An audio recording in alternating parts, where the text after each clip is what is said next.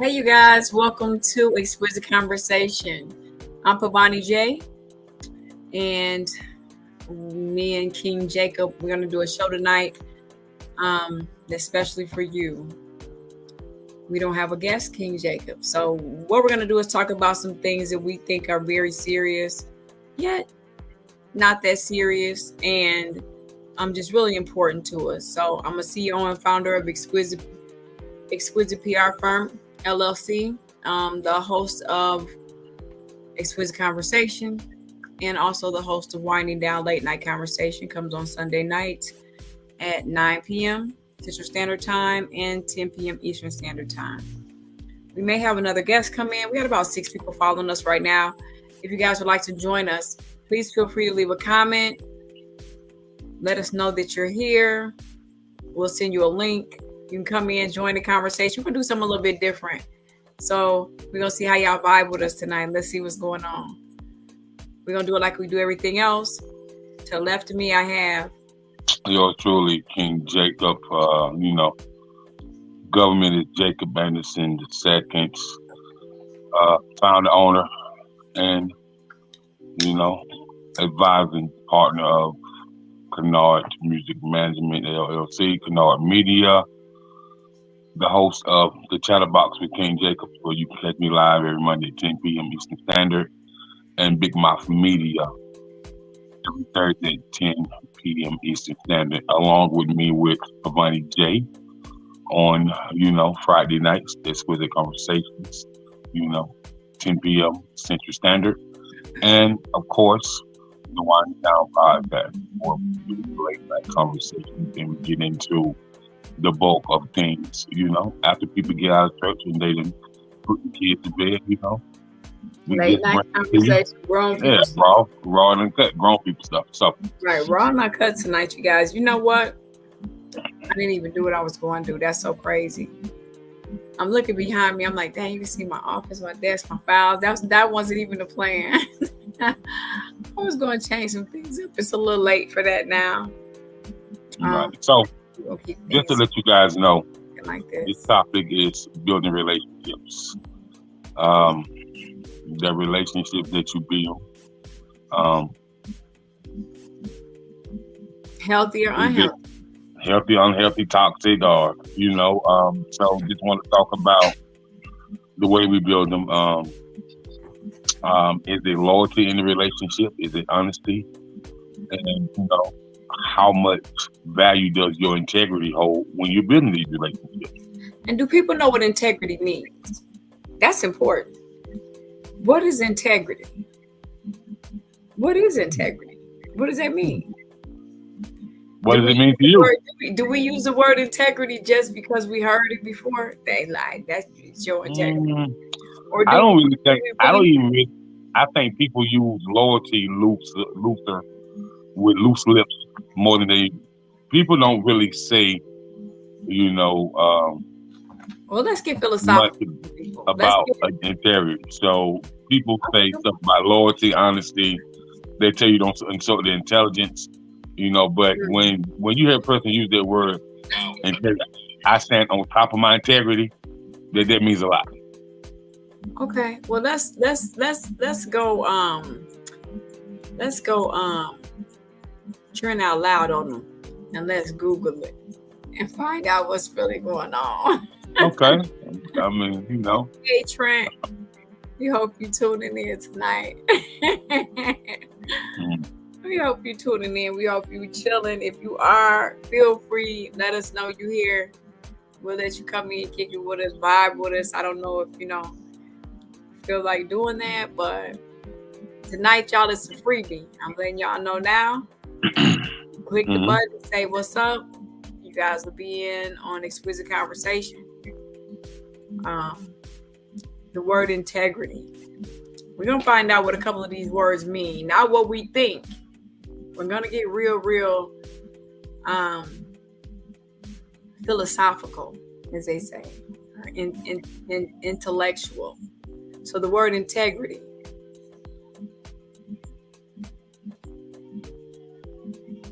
I'm gonna try to turn this TV down about 17 times. I don't know if this lady they want me to hear it or I don't know. So the word integrity, the quality of being honest and having strong moral principles, moral uprightness.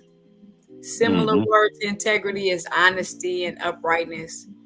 The state of being whole and undivided. Similar unity and unification. So Mm. when they say it's my integrity, it's my honesty. That's what that means. Okay. Okay. Soundness, robustness, internally consistent, or lack of corruption. I mean, all right, that's your integrity. Basically being Well, honest. you said honest, so I mean, one thing about honesty is my truth your truth. Is And then your there truth is my the truth? truth. You know what I mean? So, It's not every story, and then there's the truth. yeah, people like, well, I'm living my truth, and so what truth is that? I just want to understand what truth are you living? Like, are you living for you? Are you living for what people want you to be or want you to do?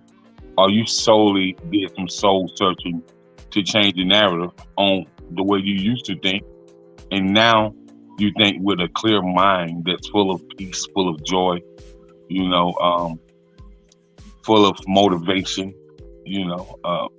So, what is your truth?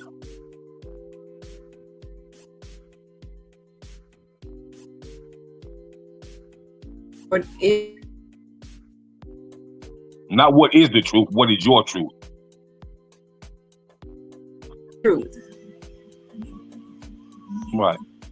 What is your truth? That just sounds like a wide array of questions to me. What is your truth? I mean, I don't know. What is my truth? My truth is so many things, mother. I mean, It my shouldn't be. It shouldn't be. it is though. It is It though. shouldn't be. Your It is. truth is about your life journey, how you overcame, and how you found peace of mind. So basically, you're saying, what is your truth? What is your testimony? What is your truth? Okay, Are so you a living testimony? Like absolutely.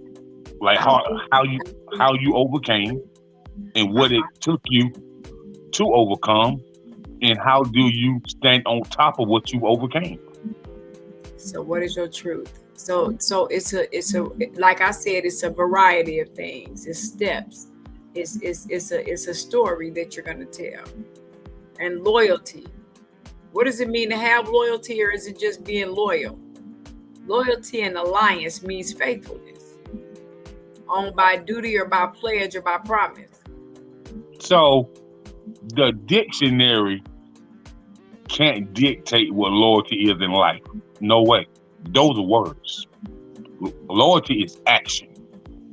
Like they say, Because the dictionary definitely says it's a noun. so action Jackson, you know what I mean? Loyalty is action.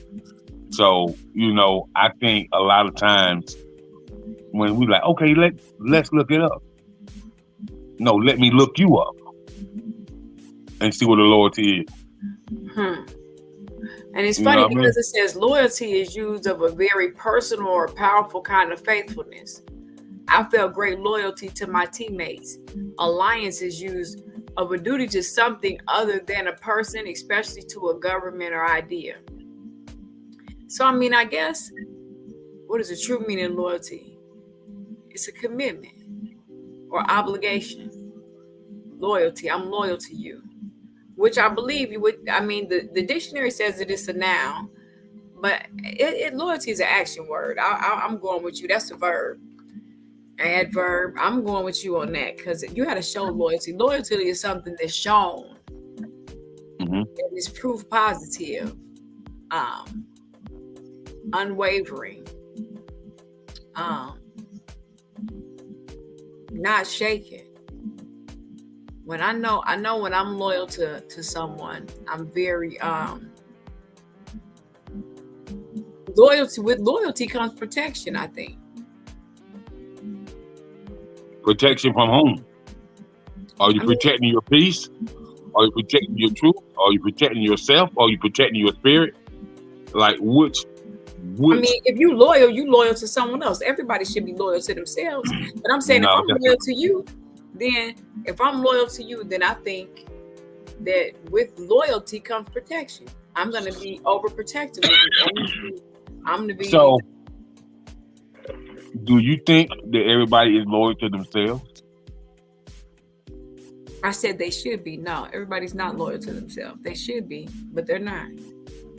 Okay. So let's let, let's let's get into that discussion.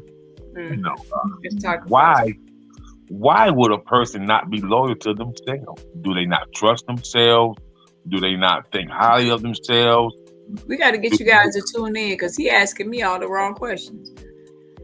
You guys tune in, and so we can talk to some people and see what's going on tonight. Go ahead, keep going. So, you know, who Why are would a you? person not be loyal to themselves? Yeah, I mean, yeah. that's a question you would have to ask a person who's not. I'm not Well, that person. we are hypothetically speaking Right. on, I know. I mean, it could be so many things. I mean, because let's talk about the abusive or the abused person. A woman okay, that's abused isn't loyal to herself. okay. You know. That So, person. okay, that brings up another question. Not being loyal to yourself. Um, he's under pressure. He lost his job, or she just don't know how to cope with it. Her father never loved her, so therefore she don't love herself, so she can never be loyal to herself. Or his mother abandoned him. He don't love himself, so he can't be loyal to himself. So when do we, as the opposing people that did nothing but do right by this person, when do we say, this was pretty premeditated? So why should I stand and give somebody a second chance that thought about what they was doing? It's just like if you tell your homeboy, like, you know what, bro, when I see him, it's on sight, and you know, I got mine, you know, with me too. It's on sight. So you thought about it, you announced it, thought about it some more, and then it happened while I was on site. So it's like with a man, like she said what to me? Really? So she said this while we was on a phone conversation, but she got to walk her ass through that door. That's premeditated. That's premeditated. Absolutely. That shouldn't be forgiven. You should you should forgive yourself for maybe trying for putting up with it, you know, because the signs was there already. Like the verbal abuse had to already be there. You know, those was red flags. But people chose to ignore them a lot of times. Before the verbal abuse, man. Before that, if you are in tune with yourself on every level, if you're in tune with yourself, you feel something before that when the trickery is going on. So okay, When he lying, when he's doing everything that he can to get you, but everything. that still raises a question though. What's the question? If it's there and you see it, Mm-hmm. you don't want to admit it, you in No, denial, but it's still there. But you still choose to stay. What makes you stay? I don't know if it's when you saw it in the beginning before it got there. I think, when a person is doing everything that they can to get you to like them, but it's just something in the pit of your stomach that's just making you say, I don't know, because it's just something about them. But they're doing everything that they can to make you say yes to them, relationship, date, whatever. You don't see what's down the road. You just feel something. So you still say, eventually, sometimes you toggle with yourself. I don't know. Maybe I'm tripping. Maybe I'm just, suspicious about everything. And you might go against the grain, which is going against yourself, going against that gut feeling. You know, you might not see anything. Because a woman always says to herself, what if it's that man? What if it's him? What if it's this man right here? I've been treated so wrong. I've been done so wrong all my life that how am I gonna know if Mr. Right is really Mr. Right? So when this Mr. Right is acting like Mr. Right, but you feel like he may be just like everybody else, if not worse, you don't want to believe that. You want to give yourself an opportunity to be free, to be just, to be, open to receive love, to receive, kindness, to receive certain things.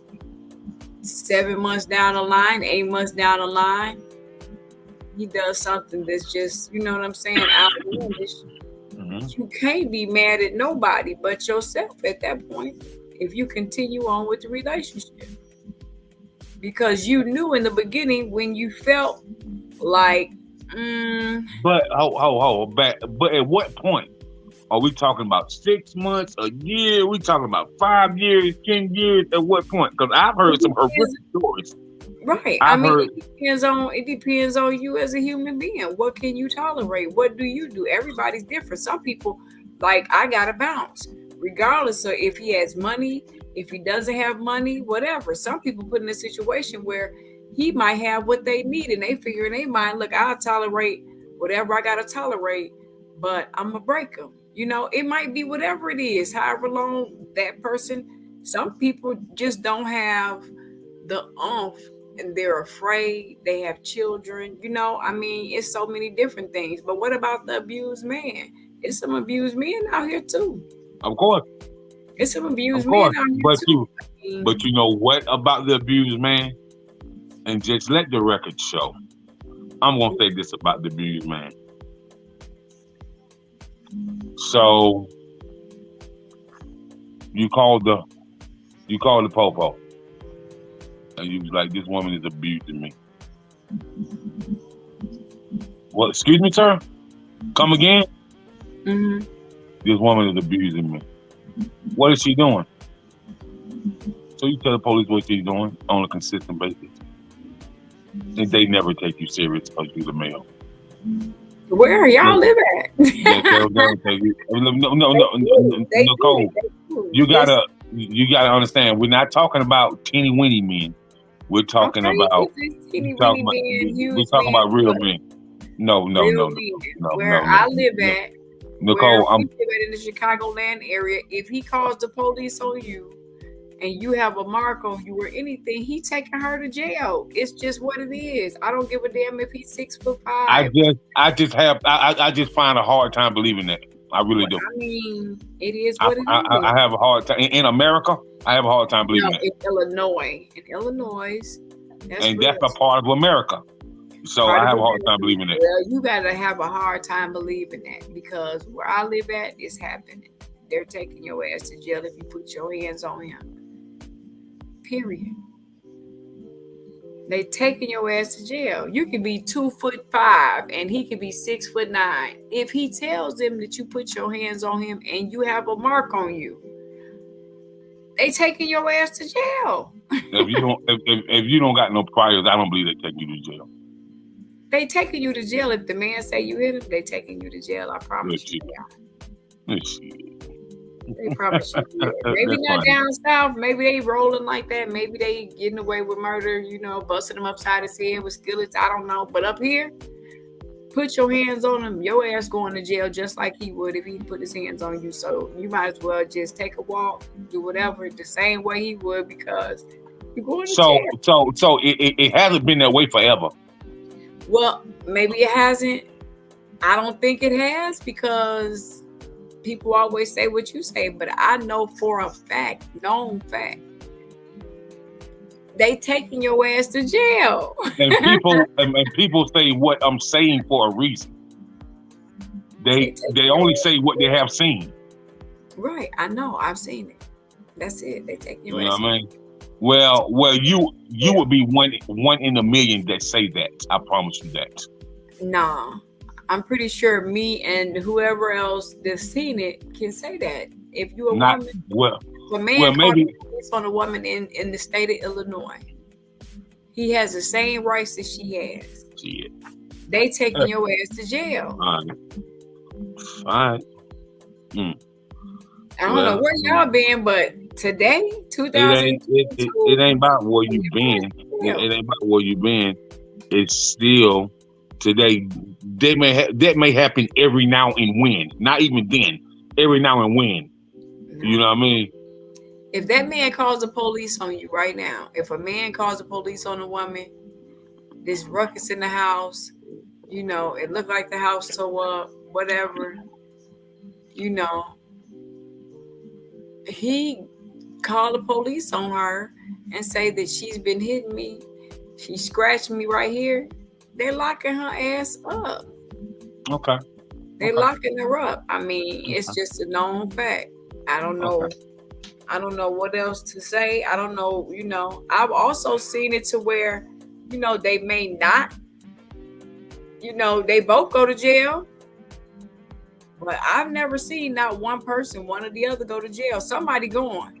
If they come, somebody got to go to jail. Somebody going. They're not going to just come out here and talk to y'all and you just said that he smacked you.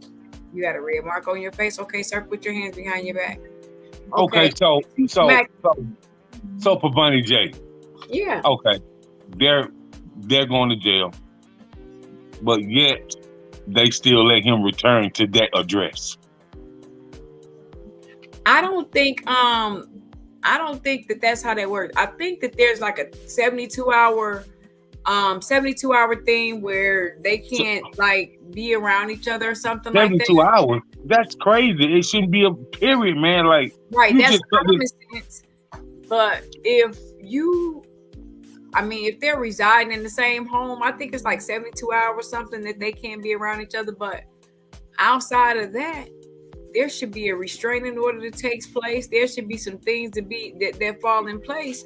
But what about the people that do this all the time and go right back to So is that like saying, well, okay, 72 hours, you can't be around her. But you can go back and fuck up in 72 hours. Or fuck him up in 72 hours. Like, huh? Like, what? Do you hear that speaker? What speaker? I guess it's the people in the building downstairs. I'm like, y'all hear that noise? What the? I just don't get it. Like I thought it was one of the phones or whatever, but it's not. That's fine. It's the people downstairs. Oh, what are they doing? Blowing a hole through the floor? All right. So yeah, 72 hours is what it is. 72 hour hole.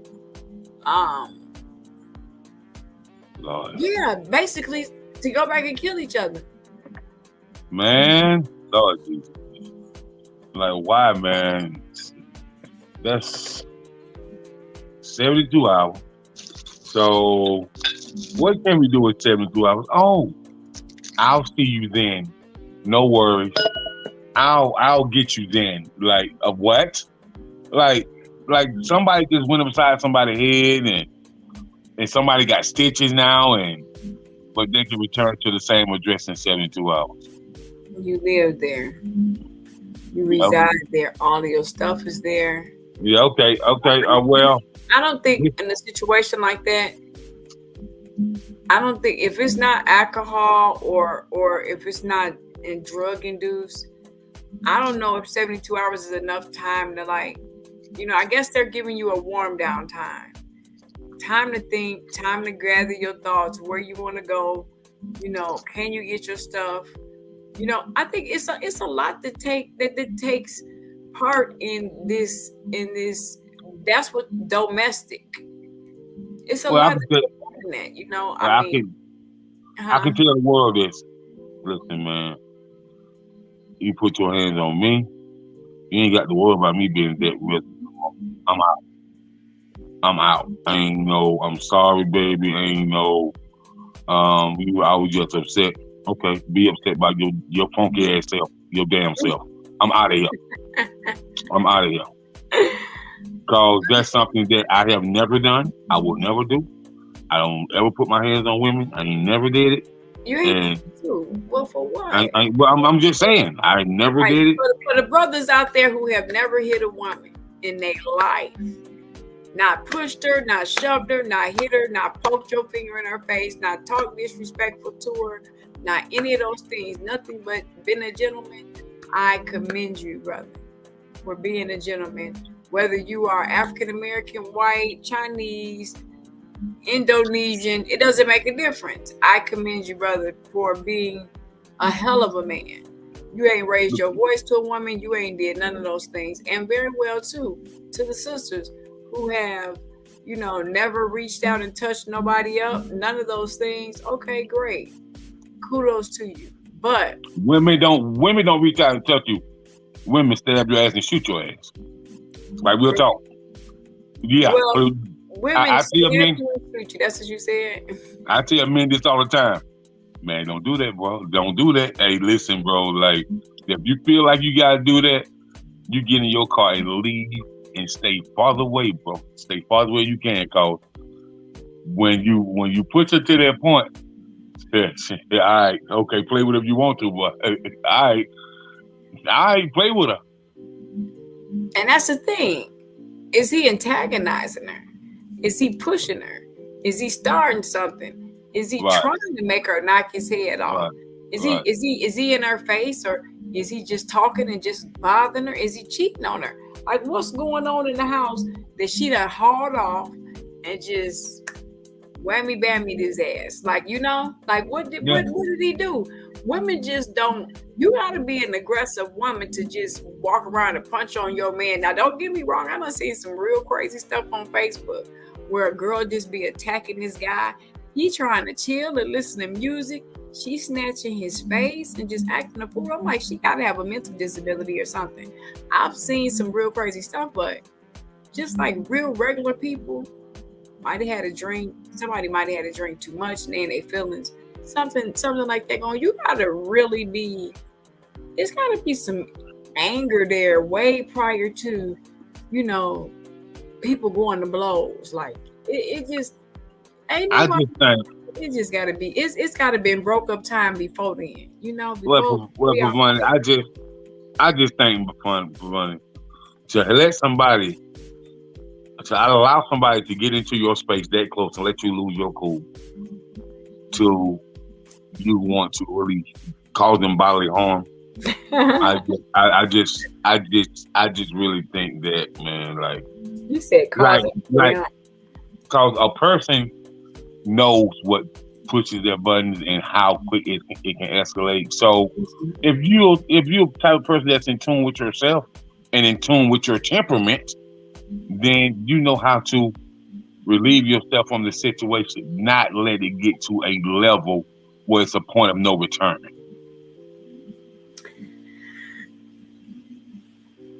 I guess some people can, some people can't. I have a lot of self-control, actually. I am very controlled temperament person. I am always at a, I'm always like right here. Like I'm always so if I lose my understanding, people around me know that something had to happen. I don't scream. I don't hardly holler. I don't yell. I don't even do it with my kids. So it's like, I'm just really like, I don't know. I'm just chill all the time. Like it's just too much. I don't like to do too much, or that stimulation is like too much. But if I do get angry, and if I am in the fit of festivity is what I call it, then somebody did something to me or something, because I just don't get angry like that. I'm not easily to anger or easily stirred.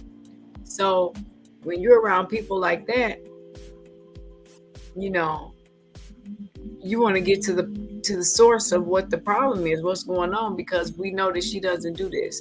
We know that she takes a lot. We know that she, but here she is going crazy. Oh yeah, something happened. People, it's just a known fact for a person who is always got something to say, for a person who always voices their opinion, who a person who always is very rambunctious and loud and pushy, 9 times out of 10, they're probably gonna be in a fight because because of the behavior. So these are known behaviors of people that we see this. Hey, Myrna, you wanna come on? Tell me if you want to come on and hang out with us, talk to us for a little bit, chill out. You guys, I got my girl Myrna here. She's an amazing person. She is so cool. This is like my ace cool boom. She drives trucks too, and I'm pretty sure she could talk a lot about this. Myrna has an identical twin too, so that's the amazing thing about her. She's real cool. She asks about the show all the time, so now you're here. I can send you a link. You want me to send you a link? Answer yes or no. So, upon we talking about building relationships, so we have all type of relationships. So that's the when you're trying to build a courtship. You know what I mean? So the next subtitle of the topic is going to be the toxic family members who think they have no issues. There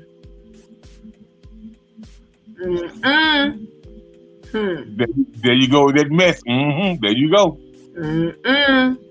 So, how do one have peace of mind around that toxic family member that just won't let shit go, that always got something to say, that think they're right about everything, and that think they boo-boo don't stink? Like what? Like, how do you get around that? And no matter what you do or how well you treat them, it's always gonna be like a slap in the face for you. You know what I mean? Because they gonna do something to jack it up. They gonna do something to try to steal your peace. So, toxic people that's blood related to you. Toxic people that you're genetically connected with. So how do we deal with these type of people? Or is it a process? Or what type of mental capacity do you have to deal with these people? First and foremost, for me, my people say I only come around every 10 years. They say I only come around every 10 years. But we can get them on here and let, and ask them. I don't really, I don't know. I really don't. We chill. Like, we not, you stay away. Right. Right. Hey, Ellie. Right.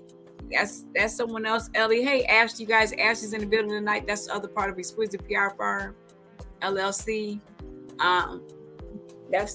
She is the West Coast Division media coordinator, and she's out here doing her thing. You guys, thank you for all the stuff that you guys do too, and all the interviews and all that to make Exquisite Conversation, Exquisite PR firm, Chatterbox, and Big Mouth Media what it is. We're talking about emotions, feelings, loyalty.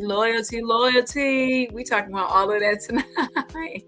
We letting people in, whoever want to come in. We doing this thing just a little bit different. If you want to vibe with us, if you want to kick it with us, you want to talk to us, come in. Myrna, I sent you the link. Go ahead, hit the link, put your name in there. We'll let you in. You can conversate and kick with the Exquisite PR firm tonight.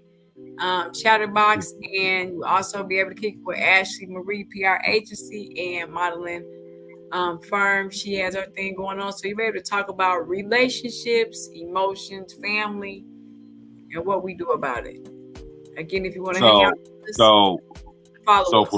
For me, Ashley, I really wish you could get Trent out loud on here, like real talk. I know. I swear, I was just like, if Trent is in the building, where is he at? Trent, you want to come kick it with us tonight? Come on. Oh, Lord. Come kick it with us. He probably would have had fun with this conversation, too. Yes, I know. We're talking about you tonight, baby. Listen. What? The thing about this is, ask her the same question you asked me, and let's see if she can answer it. Which question? The very first. The one about the family? Yeah, that's why I hopped in here. No, not at the. Not, well. The very first one about the integrity part, the integrity, the word integrity. The word integrity. So I mean, people talk about honesty and loyalty, but when you got a person that talk about the integrity, know what integrity means to them and how they can understand it, so it's understood, and then they can overstand it so they can stand on top of it. That's a whole different beast. So, do you feel like a lot of people that's walking on American soil understand what integrity is? No, and yes. I mean, for me, look, somebody talking about getting a press release threw me all the way off. Where they at? It's for Curves Fashion Week in New York. Okay, we can do it. But we'll talk about that later. Forgot about that. Where's the money at? Just calm down. For integrity, like for me, just calm down. Actually, don't come on here and be starting no damn trouble. What just calm down. Just calm down. Family, I ain't do nothing. I can't help it. There you go, man. There you go. And you already know. Here, two in the back. What you say? Where is it at?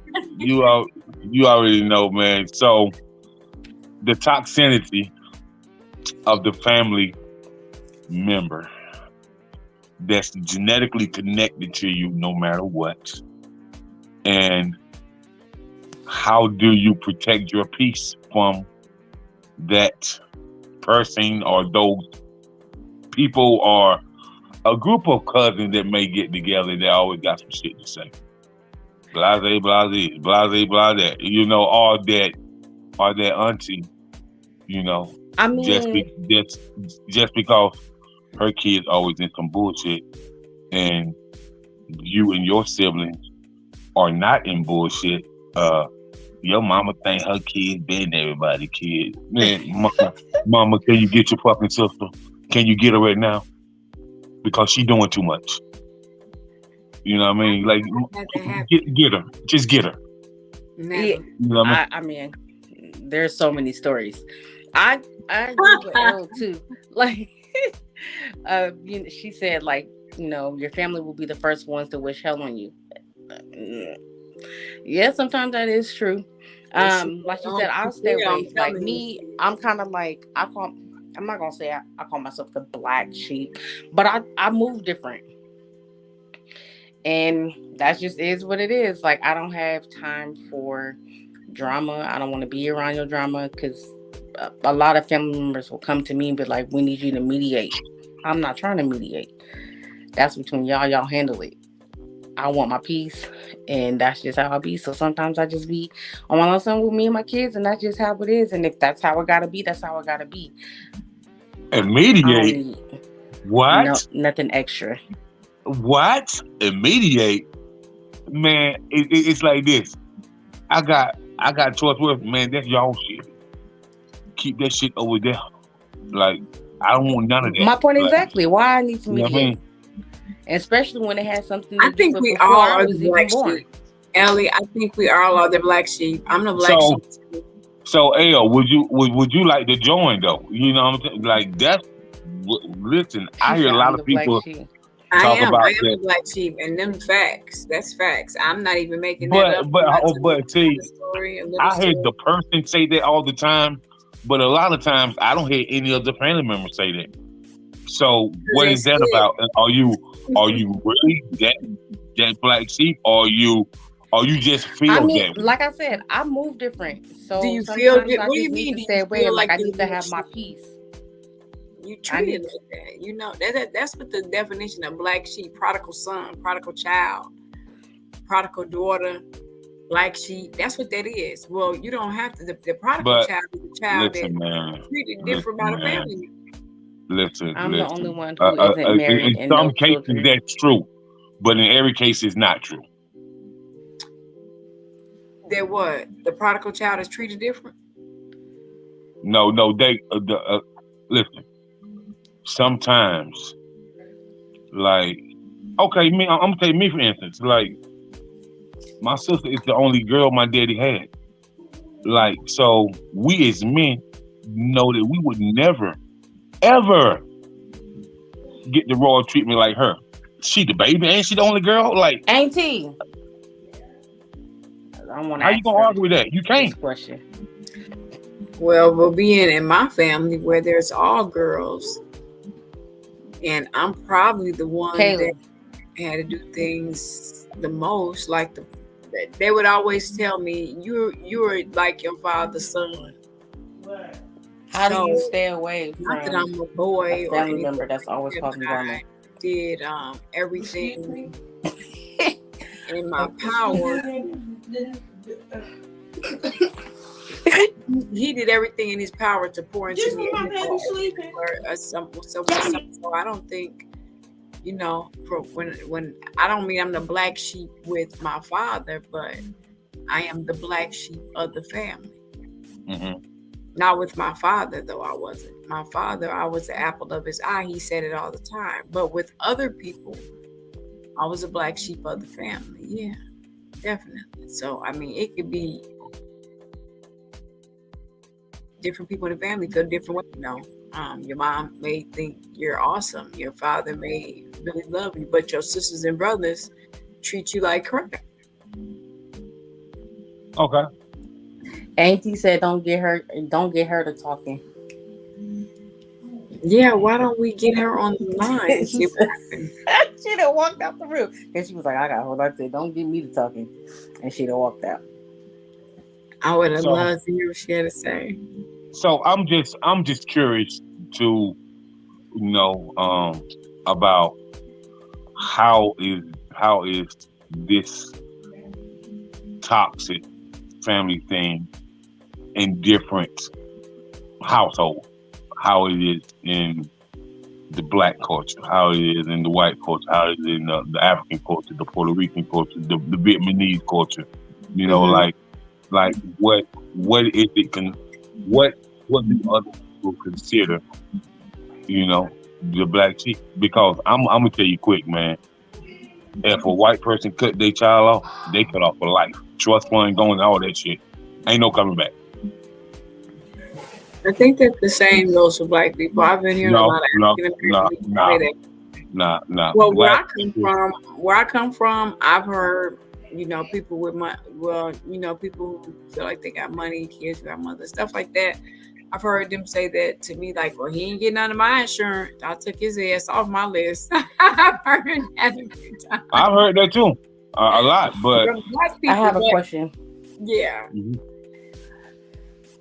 With all of the whole family and toxic family members and everything like that, do you guys feel like you guys are trying to, or have you started the process of breaking those generational curses that are in your family?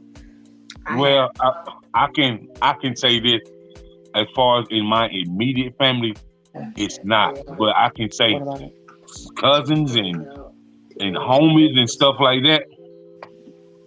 Nah, you know what I mean? But I can tell you this, I know why I've seen a lot of people who move away, and you probably only see them every 10 or 15 years. You know what I mean? They come back to high school reunion, maybe. They might come back to a family reunion, but they stay away. Hell, I got a homeboy that I ain't seen since high school. He done did shit 20, 25 years in the Air Force, became a doctor and all type of shit. Like I only know about what's going on through his uncle. He be like, hey man, I talked to Kev, man. Like, what's up with Kev, man? He in Hawaii now, living it up, living like a boss. You know what I mean? I was like, okay, like, so it's a lot of people that I grew up with that I ain't seen in 20 years. For real. 25 years, almost 30 years. Because, like, when they was out, they was out. You know what I mean? And then, a lot of time, I think the toxic environment comes from lack of communication a lot of times. Like, cause it's a lot of people keep a whole lot of shit held in for a long time, man. A long time. I know quite a few. I'm like, why you ain't talk to your pops about that or your moms about that? They be like, what? I'd be like, well, you should have talked to somebody, your granny or somebody. They be like, I just deal with it. I say, okay, keep on just dealing with it. Because you're going to be just dealing with it and you're going to have it all bottled up in your mind and you're going to snap on the goddamn wrong person and end up cut somebody damn throat because you were dealing with it. And it wasn't even meant for that person. I don't know. I think if you get to the point where you are that out of control, where someone else can, now don't get me wrong, you can get angry and be a stuffer. I'm a stuffer. And I stuff, and I say anything. And then as my volcano begins to overflow and erupt, and the hot lava is pouring out of my mouth and spewing out of my nose and eyes, and I'm angry, somebody might be in the way. They might get it. It wasn't meant for them. But believe me, B, they did something and I just didn't say nothing or whatever. Because people cross people's path or cross people's, I don't know what to call it. You know, people just, you know, you get under each other's skin sometimes, you know. And if you haven't been able to get up, like, and do things on your own, or you walk away, or you this, or you that, then it's definitely pet peeves that happen, or pet peeves to grow. I have pet peeves. Other people have pet peeves. So, you know, when you've been on your own for a long time, like Ellie said, she, you know, she was single. She did everything on her own. I did everything on my own too, Ellie.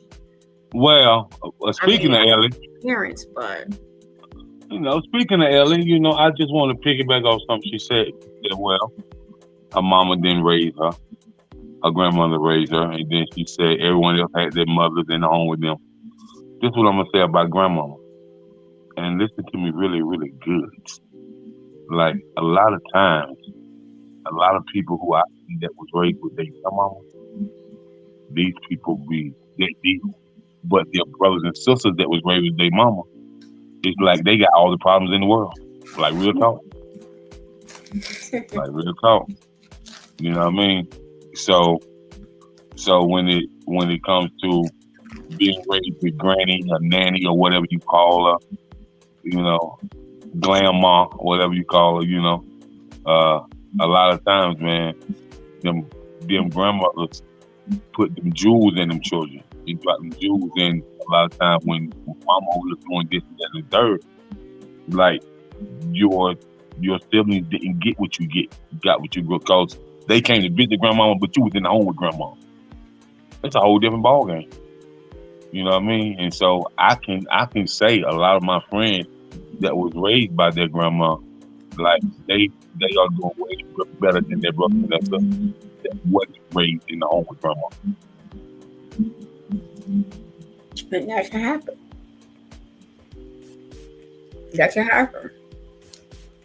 I can say I took a vow to break generational curses. And okay. I humbly, and these people will tell you, I humbly made some decisions to break some generational curses, all the way down to having babies prematurely. And when I mean prematurely, I'm talking about prematurely like early teens, no husband, from pregnant in the summer 8th grade, going into the 9th grade or whatever. We had to break some generational curses. Now, upon breaking generational curses, do we know what that takes and what it entails? A lot of people don't, because a lot of times breaking the generational curse, like from a different standpoint, you know, some people, their generational curse is way more severe than others. When I say way more severe, some things that some people grow up with that they can get past. So I don't consider it as a generational curse. But it's some people that grow up with things that it's definitely a generational curse. If it keeps happening generation after generation, it's definitely generational curse. But some people can just like, okay, this ain't gonna happen to me. You know what I mean? And they gonna put the nail in the coffin and make sure it don't happen. You know what I mean? But there's others that be like, it wasn't so bad. My mom did this or my dad did this, and they're okay. You know what I mean? So that toxic environment kind of weighed down deep within their souls. And so with that being said, yeah, it takes a lot to break them. And it is a process on breaking. What about the people who don't live in the home with the parent, but do the very thing that parent did? What about the child who's adopted, who never met their parent, but are a replica of them? That's generational curses. Generational curses. Those are curses. When God said, "I make your children's grandchildren suffer," you know how long that is? That's a long time. So when we talk about breaking generational curses, head on, looking at it, getting in his face, and saying, "Okay,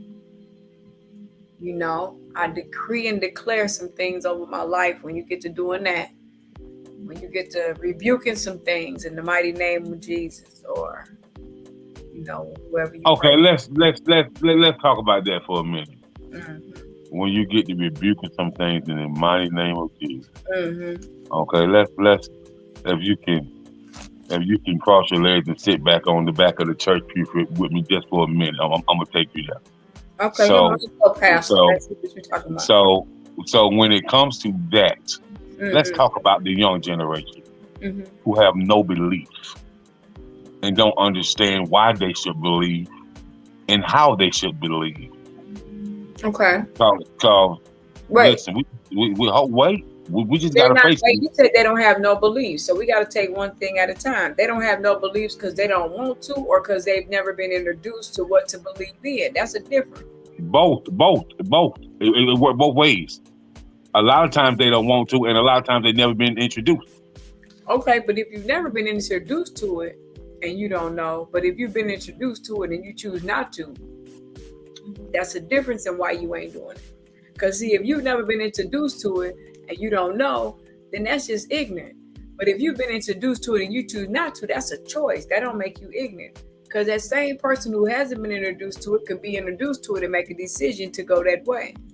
But for the child who's been introduced to it and then says, "I still don't believe in that. I've been going to church since I've been 7. I'm 18 now. I can do what I want to. I ain't going to church because I'm tired of going. I'm not going because Granny made me go on Tuesday, Wednesday, and Sunday. I don't want to go to church right now. I'm tired of going to church."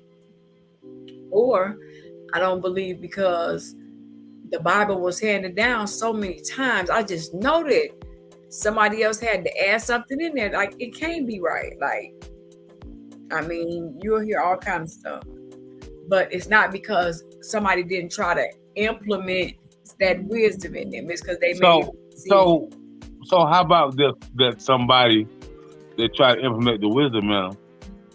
I sometimes kids want to know, well, how much do you really know? Because I mean, you're just telling us bits and pieces. Do you know in depth? You know what I mean?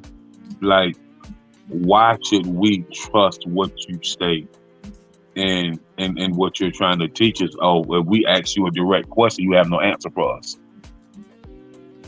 You're telling the truth. I don't know everything.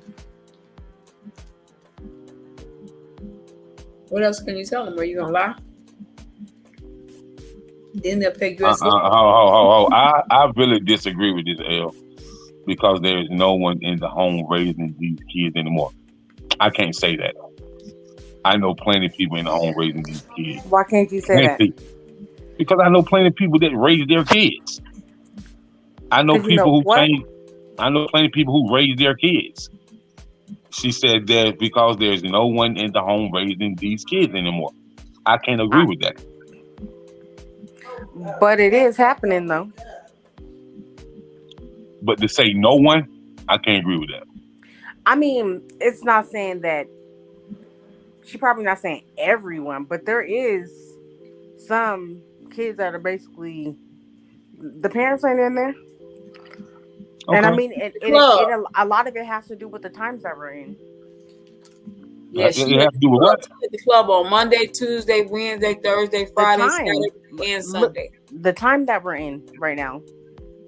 It ain't got nothing to do with the time, man. Like, yeah, well, it do. No, it don't. No, it don't. It's all about it's all about your upbringing. I don't care what nobody say. It's all about your upbringing. If something is instilled in you, because a lot of times it's not instilled in the kids that's having babies now. A lot of shit wasn't instilled in them. By who? Because there was no one in the home raising these kids anymore. But it's a whole lot that are raising their kids in the home, which people don't give them credit for. How about that? The ones that are in the home that people don't give them credit for. Credit for what?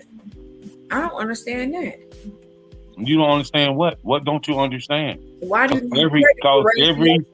everybody tries to act like that kids are raising themselves now, and I can tell you that a lot of times that's not true. In some cases, it may be true, but not in every case. No, but that's not what we're saying. We're not saying that it's happening in every case. We're saying that it does happen. It does happen. Of course, it happened. It happened back in the 70s. I mean, it happened in the 80s. It happened in the 90s. It happened in 2000s. I mean, ain't nothing new under the sun. But do you think that it's getting worse than what it was from before? I think it was really worse during the crack epidemic. Can't even compare to nowadays.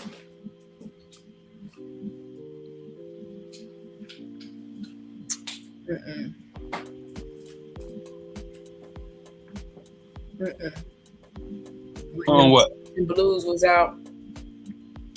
You want to say the drug era because crack was bad, but heroin was worse. So people was watching their mom. But so Nicole, that depends on where you lived, because heroin wasn't everywhere. Why wasn't it? Because it wasn't, man. Like in the South, the epidemic was crack. Up north, it was heroin.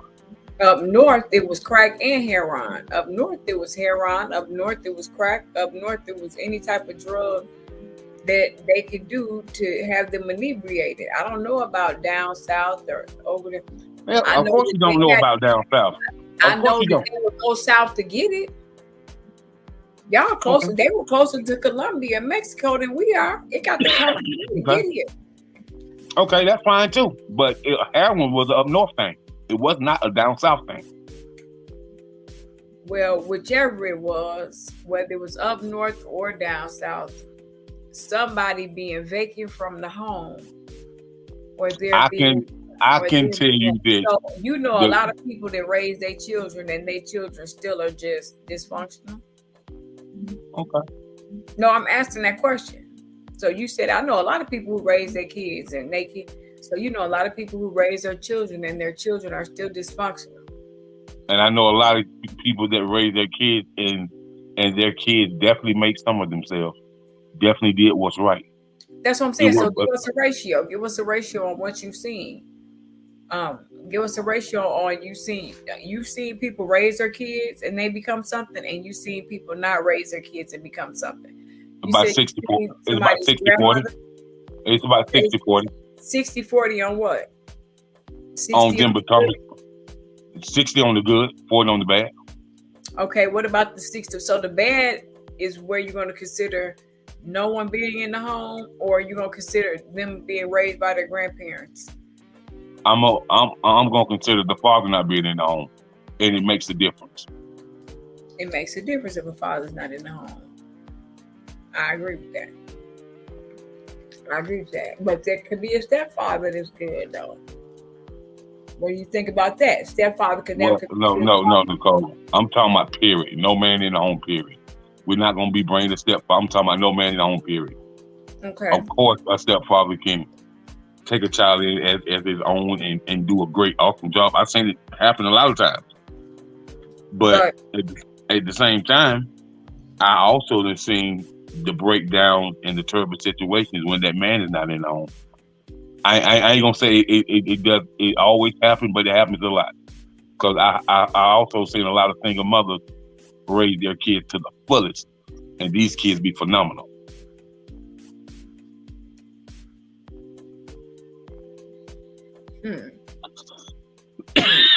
Excuse me.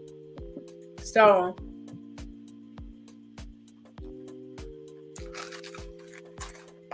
it started off with a generational curse. Okay. Then from generational curses to children being raised up in the home with parents or no parents, or it came about because Ellie said there was no one in the home raising the kids. And that's a whole nother topic. What she meant was they're at work. She didn't mean like they were just in the house living on their own. You know, she meant they were like at work. They're at home, but at work. Okay. And I'm assuming that because she said we have to leave to go make the money, you know, keep roof over their head. So you can't watch them all the time. And she also said I didn't have a male or father figure in the home. I didn't have a male. Okay. And see, that's something that I can't relate to. I had a father. I lived in the house with my mom and my dad. So I don't know. I can't relate to, you know. Yeah, I can never relate to that either. Like, I don't know what that would feel like. Right. So she said right. So I don't know what that would feel like. I don't. I can't have sympathy, or I don't know. You know. She said she was raised by her grandmother. Mm-hmm. Okay. Now, here we go. Let's talk about that.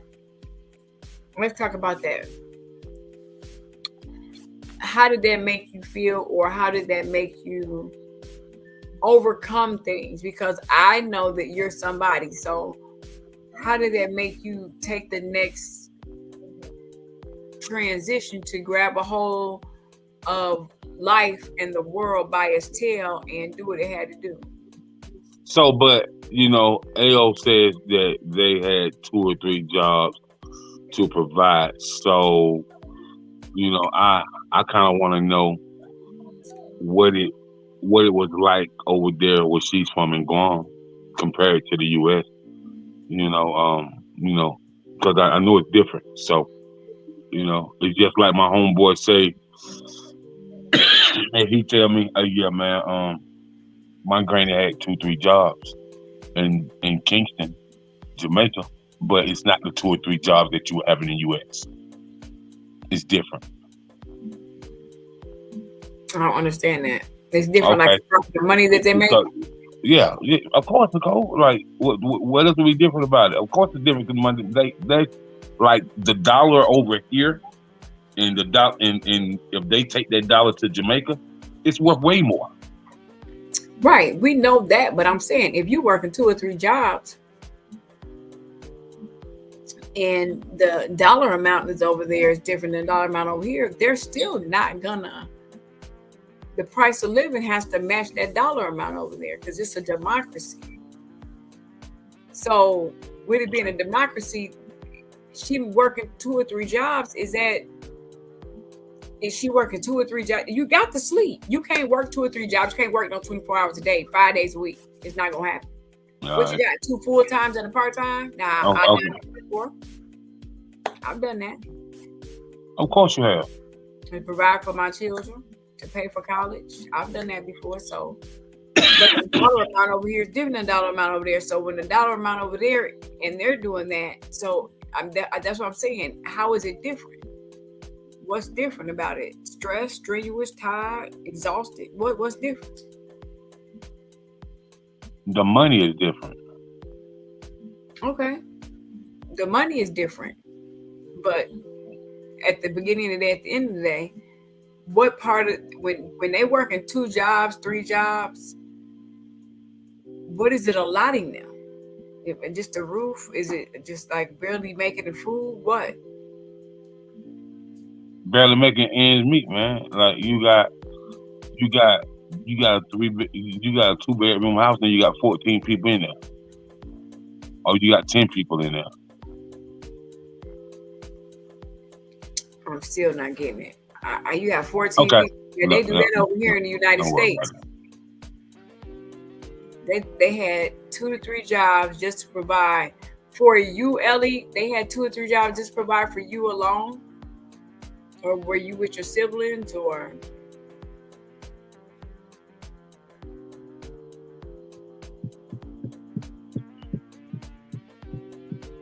Is she answering? No, but they definitely didn't have 2 or 3 jobs with just one person. But they didn't have no 14 people in no house either. I didn't say they, Nicole. You better take a breather. Okay, never mind. Mm-hmm. Okay, well, let's keep it going. Keep it going. I was waiting, Ellie, whenever you want to pop right back in. This is because now we are in a digital era. All right, keep going.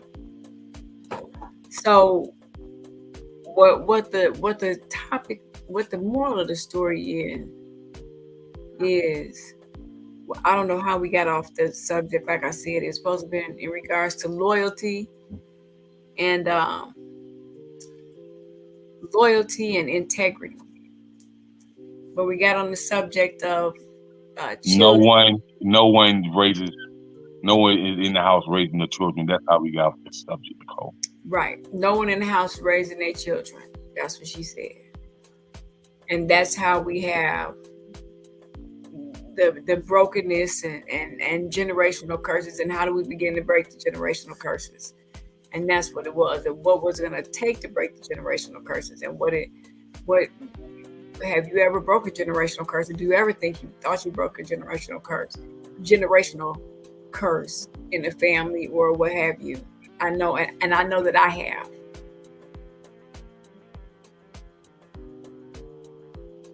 Oh, she said, no, I'm saying some parents have to have 2 or 3 jobs just to provide for a family. Hence me commenting that there is no one home raising the kids nowadays.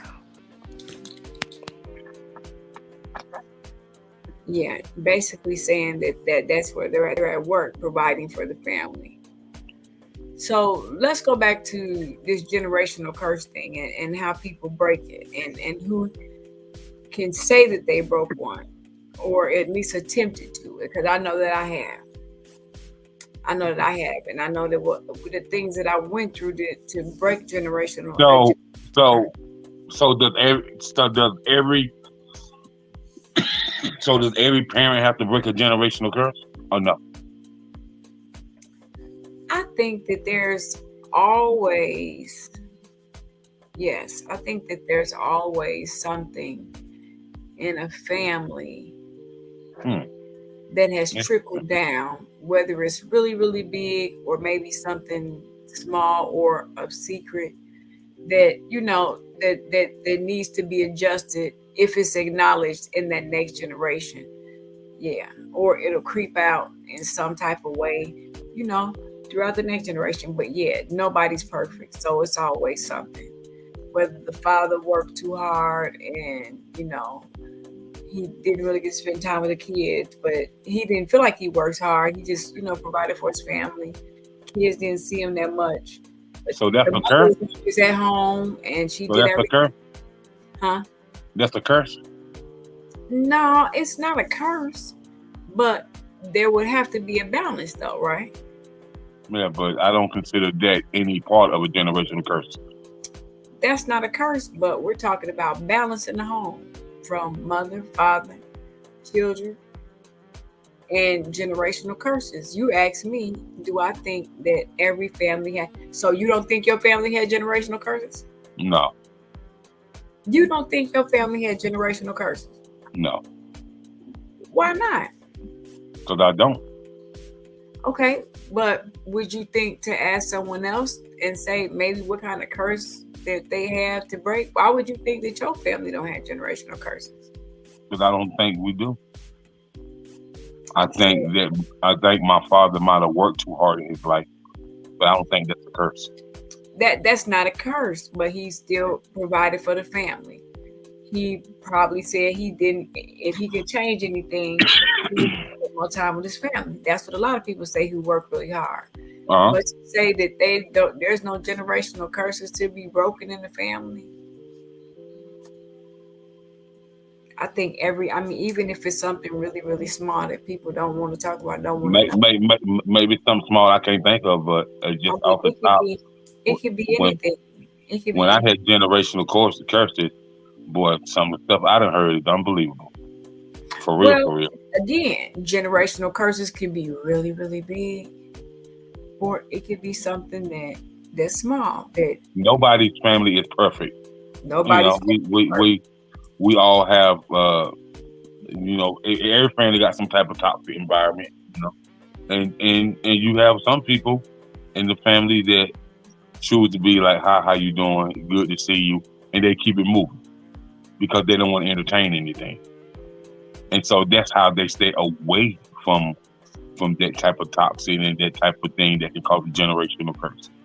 You know, because sometimes if the mama messy, then the damn daughter gonna be messy. That's a generational curse. mm, mm, mm.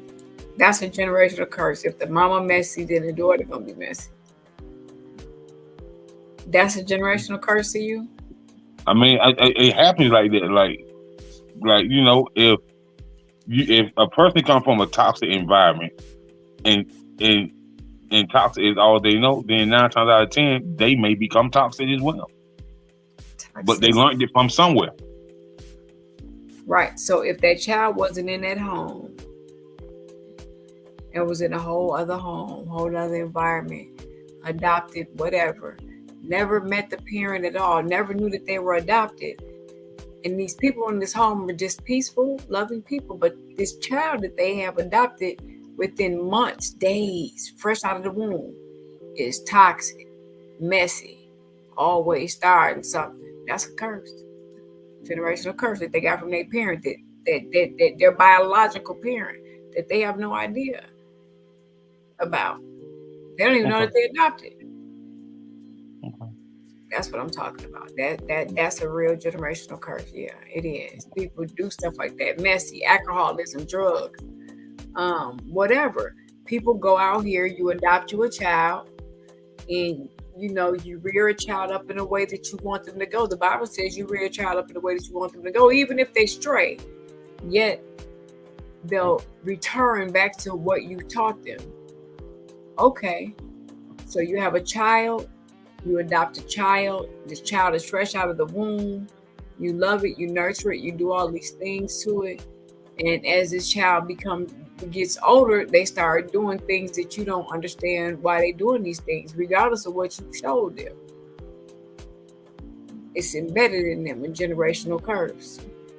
Regardless of what you showed them, regardless of what they're doing certain things. And I'm gonna give you the perfect example. Something that's just, I feel like it's not a generational curse, but how severe and how real genetics can be. It just went 700, 800 likes on my son's page in regards to something that my granddaughter did. He did the same exact thing that she did as far as what she got in trouble for.